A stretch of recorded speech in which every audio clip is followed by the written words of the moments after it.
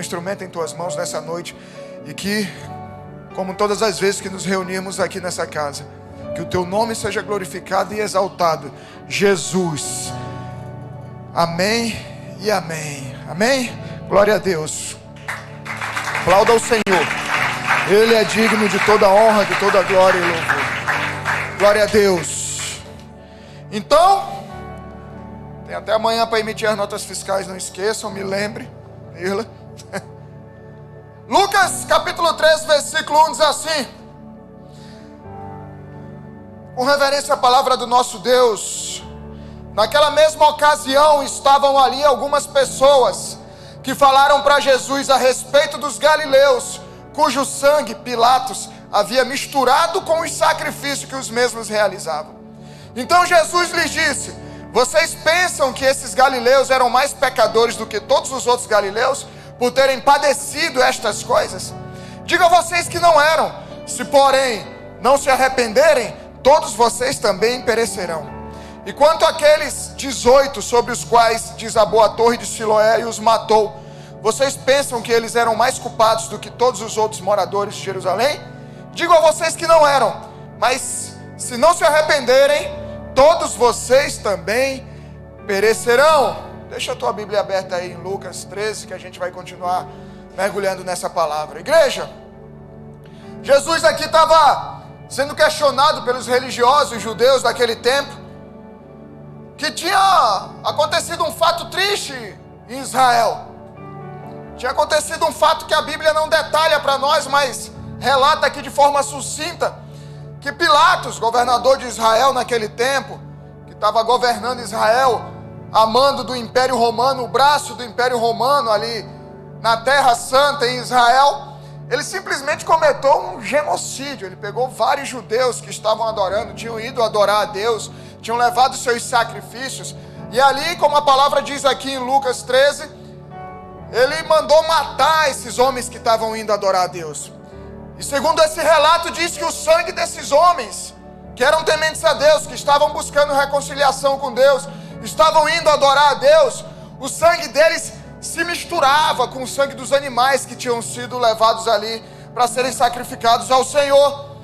Então imagina essa cena, era isso que eles estavam questionando.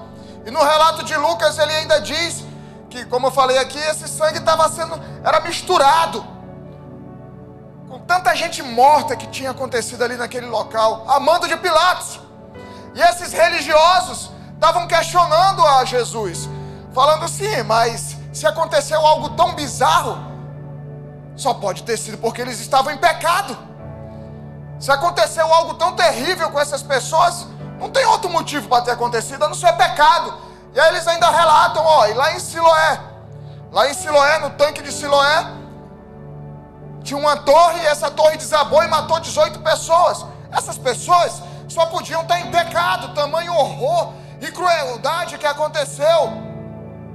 E tudo o que os religiosos estavam ali questionando nesses dois fatos trágicos é que porque essas pessoas, sendo pessoas que adoravam a Deus, teoricamente pessoas boas, pessoas tementes a Deus, que possivelmente tinham uma vida correta e alinhada com Deus, morreram de forma tão trágica, só podiam estar em pecado. Era o que os religiosos estavam acusando ali diante de Jesus. Então Jesus passa a explicar algo que, para quem é religioso e entenda religioso, não aquele que caminha com Jesus, mas aquele que conhece a palavra, mas não vive a palavra. Entenda religioso aqui como alguém que conhece a palavra, mas não conhece a Jesus. Esses eram os religiosos. Aqueles que conheciam a palavra eram os fariseus, mas não viviam a palavra, cobravam dos outros aquilo que Deus cobrava deles, mas eles mesmos muitas vezes não viviam isso. E Jesus estava alertando esses religiosos que ficam apontando o dedo para os outros, que ficam torcendo pela destruição das igrejas, que se acham superiores, melhores, mais santos que os outros, vivendo uma vida mentirosa. Isso é a religião, uma vida mentirosa. Estarão enganando a si mesmos, e na verdade eles também perecerão. Viverão um fim trágico, como essas mesmas pessoas, só aqui para toda a eternidade. Para aquelas pessoas que estavam adorando ali a Deus e foram mortas injustamente, como foi relatado aqui em Lucas, ali não era o fim, era o começo. Era o começo, porque nós fomos preparados para a eternidade. Amém? Nós estamos de passagem aqui. O que Deus tem para nós está na eternidade. E Jesus estava falando, o que esses homens passaram, na verdade, foi o começo. Agora tem um negócio. Vocês, religiosos, que estão apontando o dedo para eles, vocês que torcem pela destruição da igreja, fim das famílias, que apontam o dedo para o pecado dos irmãos e não olham para os seus próprios pecados, vocês também perecerão. Só que aí é pior, que se não se arrepender, será a vida eterna. Todos nós teremos uma vida eterna. E aí vai depender de como é a tua vida aqui, para qual vida eterna você vai. Para de paz, saúde, ruas de ouro, tranquilidade, sem dor, sem doença, sem conta para pagar, ou no fogo? Arrependimento, igreja, é se sentir triste por causa do seu pecado. E essa tristeza te levar a mudar a rota. Falar, cara, eu estava indo por aqui, está errado. Isso me dói, eu fiz errado. Eu vou voltar para esse outro, vou mudar o meu caminho, eu vou mudar a minha rota. Isso é arrependimento. Quem se arrepende, rejeita o pecado e reconhece que precisa de Jesus para ser salvo. O verdadeiro arrependimento vem da convicção do pecado pelo Espírito Santo, que leva você a mudar de vida com a ajuda de Jesus. Amém? Esse é o verdadeiro arrependimento. O arrependimento vem do coração, mas é revelado na sua vida através da sua vida prática, do seu dia a dia. Quem se arrepende tem uma atitude diferente, é humilde, tenta fazer o que é correto para agradar a Deus. E o arrependimento é uma condição essencial para a salvação. No verso 3, Jesus ressalta isso: se não se arrependerem, vocês perecerão. E ele não estava falando de agora simplesmente. Você pode viver 100 anos, o problema é a eternidade. O problema é a eternidade. Era isso que Jesus estava chamando a atenção desses religiosos. E Jesus explica para eles que não é simplesmente se o motivo da tragédia, da morte daquelas pessoas tinha sido por pecado ou não, mas no final o que importava é se havia arrependimento ou não. E aí assim, salvação ou não. E Jesus explica a eles que não tinha a ver com sacrifício ou pecado, simplesmente, mas com arrependimento e salvação. E isso incluía largar o pecado e seguir a Jesus. E aí Jesus, vendo que ainda existiam interrogações na cabeça daqueles homens, que o religioso é assim, não adianta explicar, tem que desenhar. E aí Jesus fala, cara, então vou ter que desenhar. Muitas vezes algumas das parábolas que Jesus ensinava e falava na Bíblia, era tipo assim, falando, cara, eu estou explicando para vocês não estão entendendo, eu vou precisar desenhar então. E aí Jesus vai e desenha para eles. E aí a gente continua esse texto lá de Lucas 13. Jesus falou, pô, vocês não entenderam nada, então eu vou explicar para vocês o que realmente importa nas nossas vidas. Lucas 13:6 diz assim: e Jesus contou a seguinte parábola: certo homem tinha uma figueira plantada na sua vinha, e vindo procurar o fruto nela, não achou. Então disse ao homem que cuidava da vinha: já faz 3 anos que venho procurar fruto nessa figueira, e não encontro nada. Portanto, corte-a, porque ela ainda está ocupando inutilmente a terra. Mas o homem que cuidava da vinha respondeu: Senhor, deixa ainda este ano, até que eu a escave ao redor dela e ponha estrume, adubo. Se vier a dar fruto, muito bem. Se não der fruto, o Senhor poderá cortá-la. Até aqui. Então Jesus começa a desenhar, fala: rapaziada, vocês não entenderam nada, beleza, deixa eu desenhar o que eu estou querendo explicar para vocês. Aquelas pessoas religiosas estavam tudo pilhada, querendo justiça na própria mão, a justiça humana. Eles viviam uma vida como no Antigo Testamento, olho por olho, dente por dente. Esqueciam de olhar para suas próprias vidas, apontavam e viam o pecado do irmão, do próximo, mas o delas, elas viravam as costas. Lucas 6:42 diz: como você poderá dizer a seu irmão: Deixe, irmão, que eu tire o cisco que está no seu olho. Se você não repara na trave que está no seu próprio olho, hipócrita, tire primeiro a trave do seu olho, e então você verá claramente para tirar o cisco que está no olho do seu irmão. Esses eram os homens que estavam questionando a Jesus. O que aconteceu na vida desse irmão só pode ser pecado. A igreja está cheia assim, ó. Fala, cara, aconteceu um problema na vida do irmão, aconteceu uma dificuldade, o cara está passando por uma fase ruim. Aí o religioso vem logo, está em pecado. Só pode ser brecha na vida, só pode ser brecha na família. E era assim que esses religiosos viviam, era assim que eles estavam avaliando as situações. Esses religiosos que aguardavam a vida do rei de Israel. Eles aguardavam, eles conheciam a lei, eles conheciam a palavra. Eles sabiam e eles esperavam, e muitos esperam até hoje, a vinda do Redentor deles. A vinda do Salvador, do rei de Israel, do rei dos judeus, do Senhor que vingaria tudo aquilo que eles estavam vivendo. As humilhações de anos após anos, séculos após séculos. E naquele tempo a humilhação ao Império Romano. O rei forte, tipo o Thor, alguém que vem destruir tudo, alguém que vem quebrar tudo, que vem arrancar a cabeça dos romanos, que vem pegar os inimigos, pendurar na cruz no lugar dele. Eles estavam esperando essa pessoa, eles estavam esperando esse rei, eles estavam esperando esse Salvador, mas não estavam percebendo que estavam diante do Salvador, que estavam diante desse rei, que estavam diante do Filho de Deus. E que na verdade, o rei que eles esperavam, que viria como se fosse um rei, como Israel sempre teve, um rei que ia para as guerras, um rei que arrancava a cabeça dos inimigos, um rei que matava, um rei que destruía. Eles estavam diante do verdadeiro rei, o rei que traz a graça e a misericórdia de Deus para as nossas vidas. Efésios 2:4 diz: mas Deus, sendo rico em misericórdia, por causa do grande amor com que nos amou, e estando nós mortos em nossas transgressões, nos deu vida juntamente com Cristo. Pela graça vocês são salvos, e juntamente com Ele nos ressuscitou, e com Ele nos fez assentar nas regiões celestiais em Cristo Jesus. Esse é o nosso rei. Esse é o papel de Jesus. Ele veio derramar misericórdia sobre as nossas vidas pecadores. E vejam que esse agricultor tinha uma plantação de vinhas e não de figueiras. Então, aquele solo, para quem planta, sabe que não é todo solo que dá todo tipo de semente, que toda semente vai gerar uma planta e ali vai gerar um fruto. Então, o cara tinha uma plantação de vinha e no meio dessas vinhas tinha uma figueira.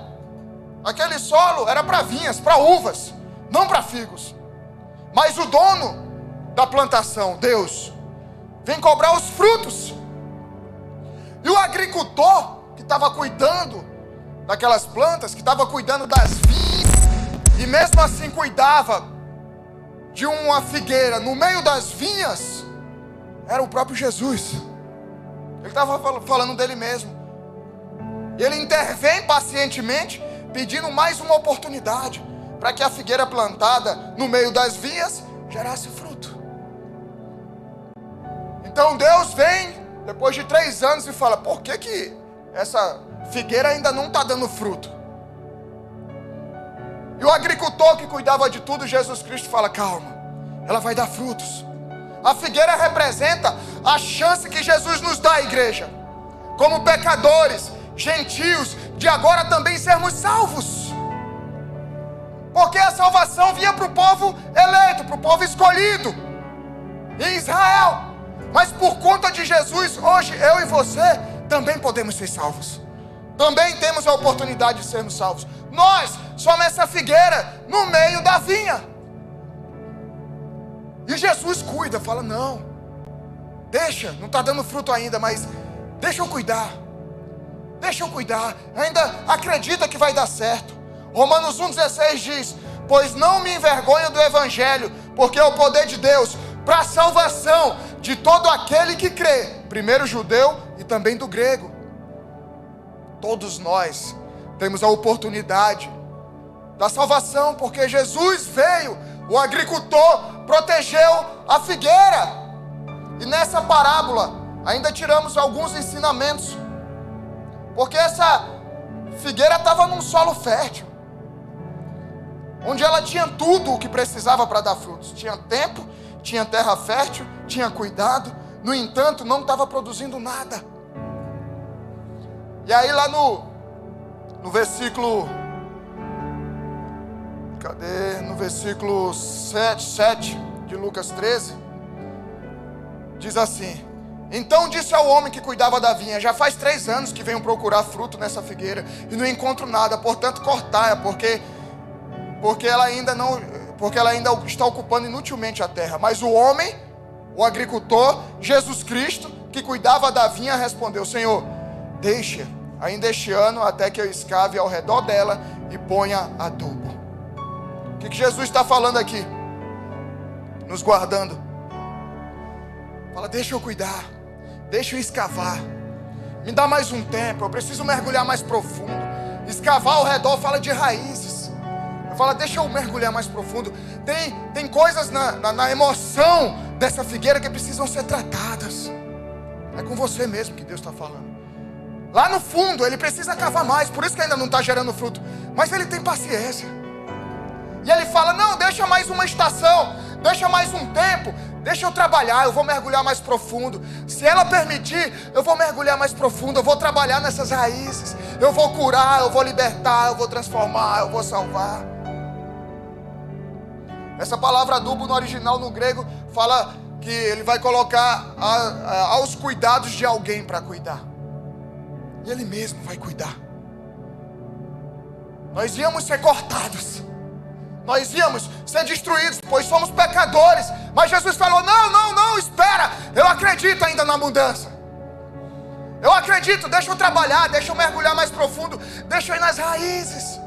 Talvez tenha sido lá quando era criança, um abuso, uma traição, um relacionamento com pai ou mãe que carregou traumas de violência, separação de pais. Jesus fala: não importa, deixa eu cavar mais profundo. Deixa eu cavar mais profundo, porque eu, Jesus Cristo, sou capaz de restaurar essas raízes. Deixa ele mergulhar mais profundo da tua vida, porque normalmente está guardado lá no teu coração, onde você não fala nem para ninguém. Talvez nem o seu pastor aqui saiba do que você tem carregado aí dentro. E Jesus está falando: não, espera só mais um tempo. Pai, espera só mais um tempo. Eu vou curar, eu vou cavar mais profundo, eu vou proteger, eu vou guardar. Essa raiz vai começar a gerar frutos. Ela vai ser alimentada do rio de águas vivas, e no tempo certo vai ser restaurada. As folhas vão começar a aparecer, os frutos vão começar a aparecer. Só mais um tempo, Pai. E nessa parábola, como eu falei, tiramos mais ensinamentos, porque essa figueira estava num lugar fértil, no solo bom, no solo top, bem cuidada. No entanto, não estava produzindo nada. Ou seja, não basta apenas termos a oportunidade de vir ao culto, ir à célula, fazer parte de uma igreja, se emocionar, conhecer a palavra, servir, se você continua se enfiando no meio do pecado. Não basta a oportunidade de estar em lugares bons apenas. É preciso agir para que esse potencial seja realizado na sua vida. Você precisa fazer algo com aquilo que está saindo desse altar. Você precisa fazer algo com aquilo que Deus tem te entregue através da palavra dele. A figueira estava no melhor lugar que ela podia estar. Ela estava com o melhor agricultor que ela podia ter. Ela teve tempo, ela foi cuidada, ela foi zelada. E muitos de nós temos essa chance, mas não estamos gerando fruto por conta do pecado. E aí fica jogando a culpa para o pastor, para o irmão, para o pai, para os políticos, sei lá o quê. O potencial que Deus te deu, os dons que Ele derramou sobre a sua vida, esse potencial sem ação é apenas mais um desperdício. É apenas mais um desperdício. E que ação é essa, esse potencial sem ação? Sem arrependimento, sem perdão, sem alinhamento com a palavra. É desperdício. Você pode ser top, mas está desperdiçando os dons que Deus te deu. Você podia estar vivendo outra vida, porque falta ação. Porque está faltando você viver aquilo que Deus tem te pedido, para que você gere os frutos. Mais uma vez, que ação é essa, pastor? Arrependimento, perdão, viver a palavra de Deus. Não como um religioso que diz que faz isso, aquilo e tal, mas como alguém, um filho de Deus que vive a palavra dele. É apenas mais uma vida cheia de dons e talentos de Deus, mas que está guardando ou usando para adorar outros deuses, para adorar o dinheiro, sei lá o quê. Potenciais no nosso meio. Quantos potenciais cheios de dom de Deus, mas tudo carregando mágoas, tudo carregando traumas, tudo carregando falta de perdão, e não consegue gerar frutos. Potenciais que Deus queria estar usando aí para ganhar vidas, para estar pregando, para estar liderando, para estar abrindo novas igrejas nesse estado, mas potenciais guardados, e aí não vai adiantar de nada. O que adianta? Uma grande potência, grandes dons, mas tudo guardado, porque falta ação, porque falta fazer a sua parte. Apenas mais uma vida cheia de dons e talentos de Deus, como vários dos cantores e artistas que a gente vê por aí, que começaram na igreja e hoje estão no mundo. Grandes potenciais, grandes dons, tudo guardado ou sendo usado para adorar outros deuses, ou sendo guardado porque não querem se expor, porque amam o dinheiro. Se as pessoas souberem que eu sou crente, minha vida cai, meus negócios vão embora. Mateus 6,24 diz: ninguém pode servir a dois senhores, porque ou irá odiar um e amar o outro, ou irá se dedicar a um e desprezar o outro. Vocês não podem servir a Deus e as riquezas. Não tem problema nenhum ser rico, ter grana. Isso é um dom que Deus dá, a palavra de Deus nos ensina. Mas o dinheiro é teu escravo, não você é escravo do dinheiro. E aí gente cheia de dons guardada, porque tem que trabalhar nisso, trabalhar naquilo, fazer isso, fazer aquilo. Eu não tenho tempo para servir a Deus. Como assim? Eu não tenho tempo de vir ao culto, estou cansado. Como assim? Não consegue gerar frutos. Aí não entende porque não está gerando frutos. Não está sendo adubado. É a palavra de Deus quem vai adubar, é a palavra de Deus quem vai gerar. Não tem como você gera fruto da semente que você recebe. Aí você pega uma semente de melancia, planta e quer colher laranja. É impossível. Você está colhendo os frutos daquilo que você tem semeado. A lei da semeadura é clara na palavra de Deus. O que você vive hoje, o que você vai viver amanhã, o que você vai viver lá na frente, o que você vai viver na eternidade, depende das sementes que você tem semeado. Outro ponto importante que Jesus nos ensina nessa parábola é que, olhando de longe, essa figueira parecia saudável, bonita, tinha folhas verdes, uma árvore frondosa que chamou a atenção do dono da vinha. Mas ao chegar perto, ao conhecer a verdade, ele percebe que não tem nem frutos. São pessoas no nosso meio, no meio da igreja, que tem cara de crente, nome de crente, se veste como crente, tem tatuagem de crente, fala igual a crente, mas não é crente.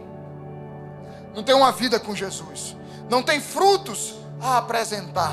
Mateus 3,7 diz: quando João viu que muitos fariseus e saduceus vinham ao seu batismo, disse-lhes: raça de víboras, quem deu a entender que vocês podem fugir da ira que está por vir?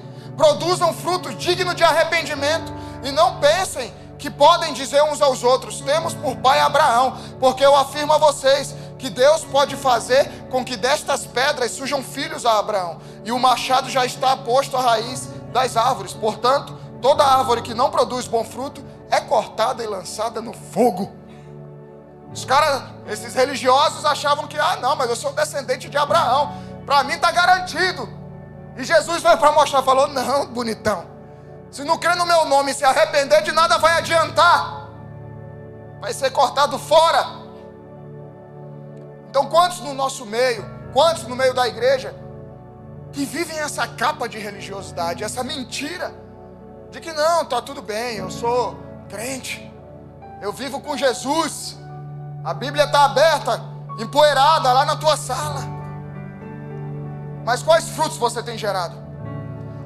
Se chegar no teu trabalho, se chegar na tua família, se chegar na tua esposa, no teu marido, eu posso perguntar se realmente você é crente, se você realmente é um seguidor de Jesus, se você realmente vive a palavra de Deus, se esses frutos que você tem demonstrado aí são frutos realmente de arrependimento. Tem uma coisa da porta para dentro, da porta para fora. Nem sempre o problema é visível. Muitas vezes ignoramos problemas reais porque estamos presos às aparências. Todo mundo aqui é massa. Tem a história, né, do filho que chega da igreja com o pai e com a mãe e fala para a mãe: mãe, como eu queria que meu pai fosse o pai lá da igreja. Que aqui todo mundo é massa. Aqui todo mundo, ó, show. Todo mundo bonito, cheiroso. Mas os problemas muitas vezes estão lá dentro do teu coração. Não são visíveis. Muitos de nós estão vivendo tempos difíceis simplesmente porque o orgulho não deixa você pedir ajuda. Escondem pecados que estão gerando a morte, a destruição da sua vida, a sua morte. Porque precisa manter uma aparência diante das pessoas. Porque precisa manter uma aparência diante da família, diante da igreja, diante da sociedade. Líderes estão assim no nosso meio. Provérbios 16:18 diz: antes da ruína vem a soberba, e o espírito orgulhoso precede a queda. Todos nós somos falhos, queridos. Eu sou falho, você é falho. A diferença é quem busca ajuda, quem busca mudar, quem busca se consertar. Eu resisti muito, eu já falei para vocês, eu resisti muito até aceitar Jesus na minha vida, e foi quebrando a cara, e foi apanhando, e minha esposa falando: não, gente, você precisa entregar a sua vida a Jesus, você precisa mudar a sua vida. E eu não queria saber. Alcoólatra, ladrão. Para mim a minha verdade era aquela. Para mim aqueles frutos estavam ótimos. Todos os dias da minha vida eu bebia, todos os dias. Ia trabalhar bêbado, voltava bêbado, no outro dia voltava, todo dia trabalhando. Quando eu estava no auge da minha dependência química, chegava a tomar 16 garrafas sozinho para começar o dia. 16. Mais de meia grade. E achando super-herói, porque a sociedade aplaude. Estava lá o gerente do banco. Também sou bancário. O gerente do banco. Todo mundo aplaudia, todo mundo achava massa. Com a vida totalmente destruída. Totalmente desgraçada.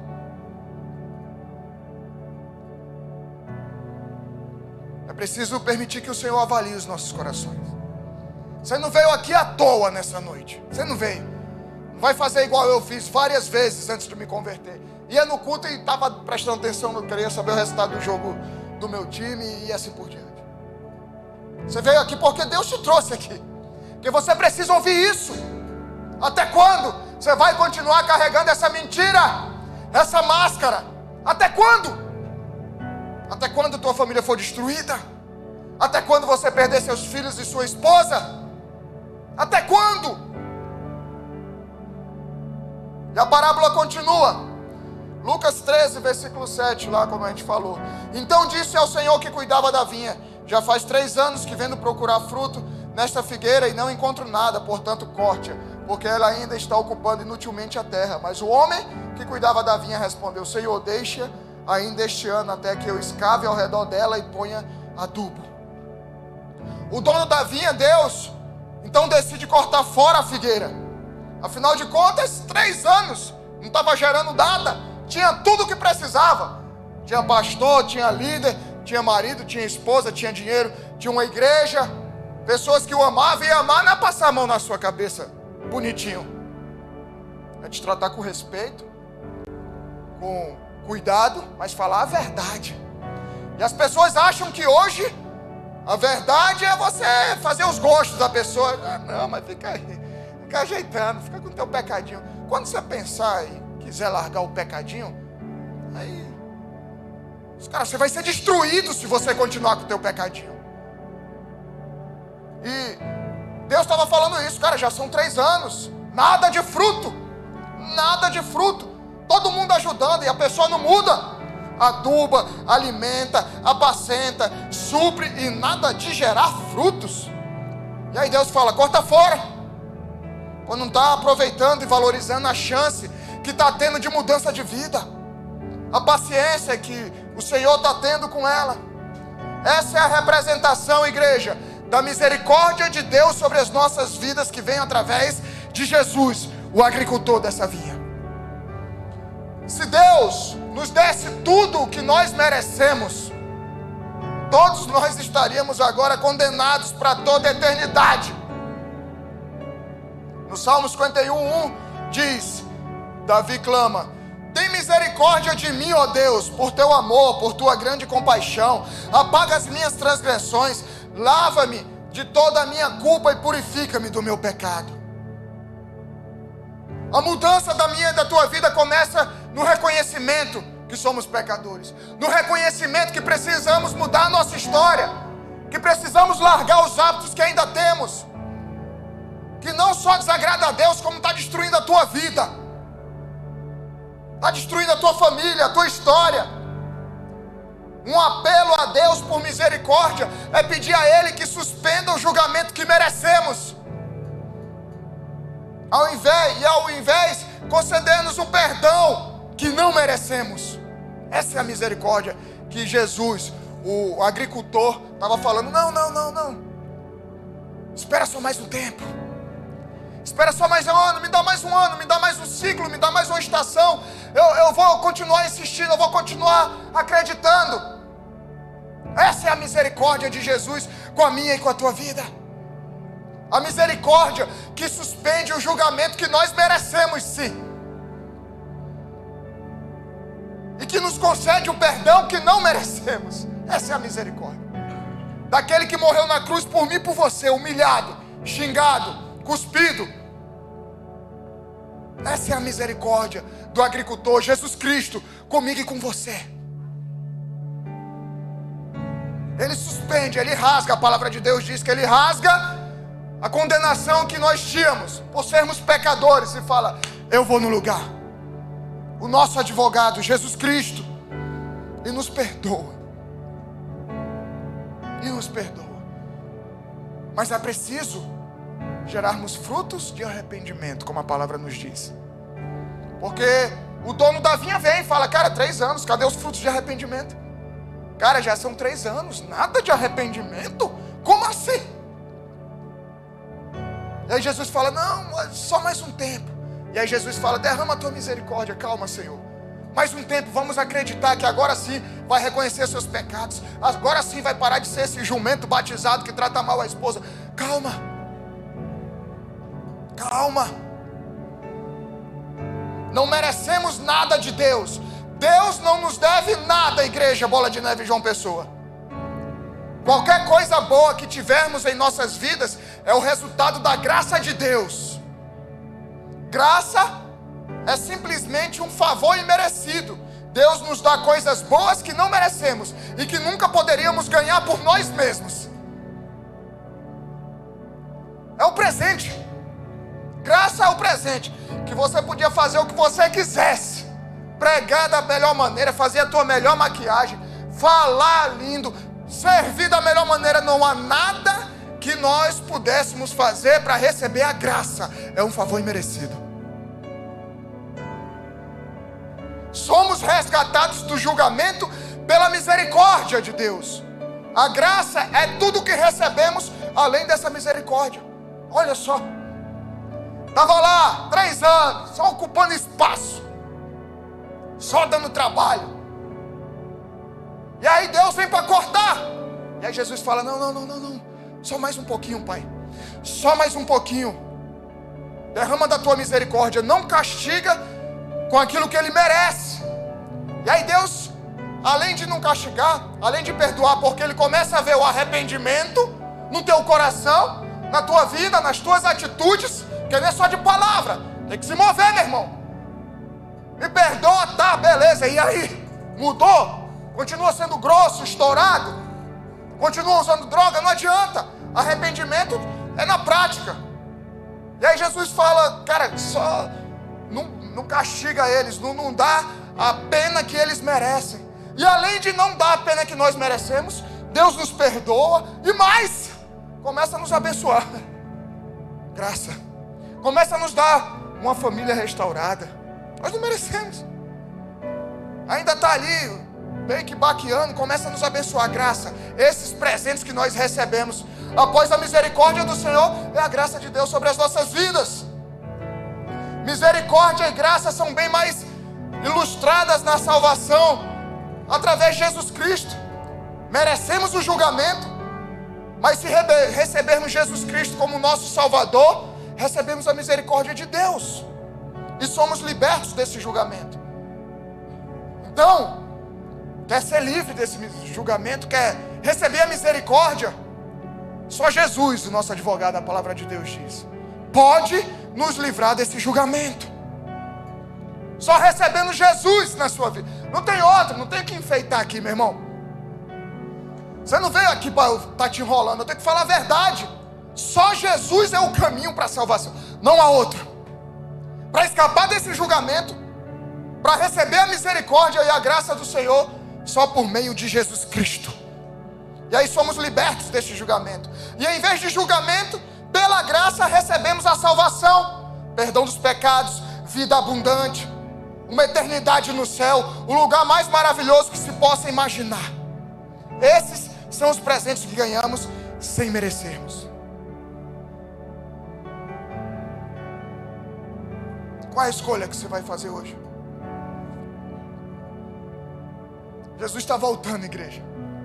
A gente olha a Bíblia e aí fala, pô, Israel existe, tá? Na Bíblia, que muita gente acha que isso aqui é um conto de histórias, um livro de histórias, de contos, de imaginação. Aí fala, pô, mas Israel existe, Egito existe, os povos existiram, fatos que aconteceram, tudo comprovado pela arqueologia existe, tudo massa. Eu até acredito que Jesus veio, realmente. Tem outras histórias que contam que havia isso daí, outras religiões acreditam que Jesus não era o Filho de Deus, mas existiu, é verdade. Morreu na cruz, pô, até compra o ovo de Páscoa na Páscoa. Ele realmente foi crucificado. Morreu, ressuscitou, acredito. E por que você vai crer que ele não está voltando? E o que te faz pensar de que tudo isso é verdade, menos que Jesus está voltando? E como é que ele vai te encontrar? Como essa figueira que Deus olhou e falou, cara, mas eu dei tempo para se consertar. Cara, eu dei todas as oportunidades. Eu dei o melhor agricultor, eu dei a melhor terra, eu dei o melhor adubo. Dei tempo. O que está acontecendo?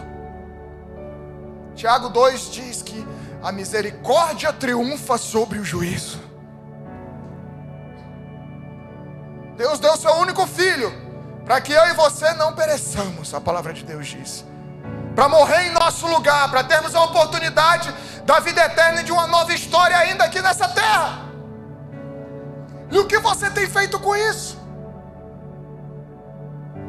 Não adianta essa história bonita, se nós não aceitarmos vivermos essa história bonita. Se nós não quisermos viver essa história bonita. Lucas 6,36 diz, sejam misericordiosos, como também é misericordioso o Pai de vocês. Não julguem e vocês não serão julgados. Não condenem e vocês não serão condenados. Perdoem e serão perdoados. O que eu estou dizendo é que sejam misericordiosos, como também é misericordioso o Pai de vocês. A figueira, nós temos recebido misericórdia de Deus através de Jesus, sem nem merecermos. Não estamos sendo julgados pelo erro cometido, porque fomos perdoados. E por que você não age com misericórdia com seu irmão também? Você quer misericórdia, mas não quer agir com misericórdia também? Ah não, mas eu tenho que esperar a mudança nele. Mas você não é Deus. Quem é você? Você é maior que Jesus? Você quer misericórdia, mas na hora de perdoar, na hora de derramar misericórdia, o que é derramar misericórdia? Vocês lembram que eu estava falando sobre a misericórdia aqui, ó, o favor que Deus faz, nos perdoa, para que nós não paguemos aquele preço que nós deveríamos pagar. Por que você age sem misericórdia com teu irmão? O agricultor Jesus pede mais um ano para a figueira gerar frutos, ou seja, temos uma nova chance, igreja. O Senhor é paciente, é misericordioso, Ele vai tentar com você até o último minuto, como foi com o ladrão na cruz. Jesus vai insistir conosco até o último minuto. O ladrão na cruz se salvou aos 45 do segundo tempo. Mas quando será o seu último minuto? Quando será os teus 45 do segundo tempo? A gente não sabe. A gente não sabe. A palavra diz que ele virá como um ladrão, rápido. É igual a arca de Noé. Os caras, Noé tá muito doido, né? Essa é história, nem tinha chovido no mundo ainda naquele tempo. Passou 120 anos construindo um barco, esperando algo que nunca tinha nem acontecido no mundo. De repente, começa a chover, as comportas do céu se abrem, do chão também, enche toda a terra de água. E aí a porta da arca fecha com Noé, a família e os bichos tudo. Não tem como não lembrar do meme, né, que rola hoje da arca de Noé. Abre a porta, né? Não dá. Não dá. Até quando você acha que tudo isso é um conto de história da Mesopotâmia, dos tempos de Canaã? Quando será o seu último minuto? Quando será os teus 45 do segundo tempo? Mas aprendemos ainda mais com Jesus, o agricultor, nessa parábola. Mesmo aquele que não está gerando frutos, que está dando trabalho, que parece que não está querendo nada com nada, ainda assim, esse pode ser restaurado. Essa é a boa notícia, igreja. Se você é esse que está nessa noite como essa figueira, dando trabalho, não quer gerar frutos, cabeça dura, não segue os conselhos, a gente aconselha, a gente fala, vai, e continua aí, dando trabalho, e ainda há tempo de ser restaurado. Isso pode ser nessa noite. Isso pode ser nessa noite.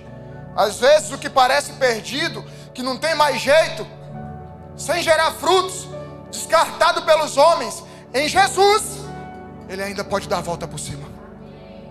Pessoas desacreditadas nessa noite, chegaram aqui, talvez a esposa pensando, meu irmão, não tem mais jeito. A pastora achava o mesmo que eu, mas continuava orando. Falava, cara, esse bêbado não vai acabar nunca. Até que no dia do nosso casamento, já falei para vocês, eu não era convertido ainda, não tinha Jesus na minha vida. O pastor que estava fazendo a celebração, no meio de todo... Cara, eu estava numa ressaca desgraçada no meu casamento. E lá, e o pastor fazendo o casamento, eu doido para acabar, ir embora, e já para vomitar, enjoado, e fedendo a cachaça ainda. E esse pastor olhou para mim e falou, igreja, vocês podem até não ver isso hoje, mas o Elcio, Deus vai te usar, e você será um grande homem de Deus. Eu falei, o pastor está mais chapado que eu. Nem eu podia imaginar. Mas o agricultor, Jesus Cristo, Ele já via tudo, como Ele está vendo a tua história. Não há nada impossível. Não há nada impossível para Deus, a palavra diz. O que é impossível para o homem, para Deus, é possível, a palavra diz. Sabe o que a pastora começou a fazer? Em vez de continuar insistindo, vamos para o culto, que eu deixava ela no culto e ia para o bar beber, ela começou a orar e jejuar. Aí, meu irmão, já era. Aí Deus me pegou. Foram 2 anos, mas Deus me pegou. Eu imagino era figueira, e Deus falando, eu vou cortar fora. Eu capotei carro, quase morri. Vou cortar fora. E Jesus, não, só mais um pouco, pai. Só mais uma estação, e eu estou aqui. Há 19 anos do que esse homem de Deus disse, e hoje eu estou vivendo. Se você chegou aqui desacreditado nessa noite, Jesus Cristo, foi Ele quem te trouxe aqui. Pô, nem você acreditava mais em você, no seu casamento, na tua história. Nem você mais acreditava. Mas ele o tempo todo estava só te cercando. Só te cercando. Só te conduzindo e falando: pai, não, agora não. Deixa, eu vou cavar mais. Tá doendo, tá difícil. Dói, imagino no peito de Jesus doendo isso. Mas ele fala: não, eu acredito, ainda vai dar certo. E você chegou aqui nessa noite. Tua história está começando hoje. Você não tem noção do que Deus vai fazer na tua vida. Como eu um dia no meio do meu casamento falei: esse cara está muito louco, velho. E hoje eu vivo cada palavra que Deus falou sobre mim. Você também pode viver essa história nova. Você também pode viver esse novo tempo. Hebreus 13:5, a parte B diz: de maneira alguma deixarei você, nunca, jamais te abandonarei. Romanos 8:34 diz: quem os condenará? É Cristo Jesus quem morreu, ou melhor, quem ressuscitou, o qual está à direita de Deus e também intercede por nós. O agricultor está lá intercedendo, ele fala: não, pai, espera, calma, pai, deixa, eu ainda acredito, eu confio. Deixa eu cavar mais profundo, deixa eu sarar as feridas, deixa eu curar os traumas, deixa essa ferida cicatrizar no coração dela, vai passar, espera, pai.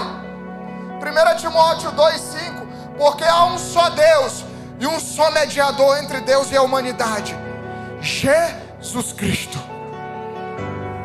Não adianta, meu irmão, correr para outro lugar. Só Jesus Cristo.